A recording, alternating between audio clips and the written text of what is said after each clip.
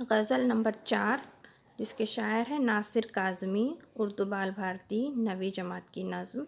गज़ल जिसके आज हम सवाल और जवाब देखने जा रहे हैं, जिसमें है सवाल नंबर 1, गज़ल के हवाले से दर्ज झैल के काम बयान कीजिए।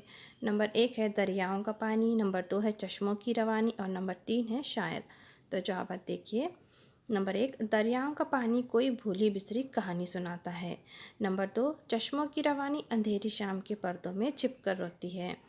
और नंबर 3 है शायर बैठे बैठे ख्यालों ही में एक सुहानी दुनिया बसा लेता है। अगला शेर है, शेर की तशरीह कीजिए। अंधेरी शाम के पर्दों में छिपकर किसे रोती है चश्मों की रवानी। तो यहाँ पर तशरीह दी गई है, अंधेरी शाम के पर्दों में छिपकर चश्मों की रवानी का रोना एक शायराना तस्वुर है।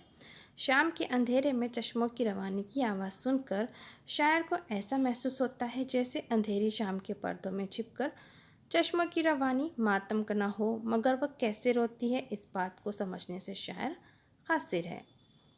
तो आज हमने यहाँ पर गज़ल नंबर 4 के सवाल जवाब यहाँ मुकम्मल हुए। हम अपने अगले वीडियो में अगली गज़ल के सवाल और जवाब देखेंगे। हमारे चैनल को सब्सक्राइब करें, वीडियो को शेयर और लाइक करें।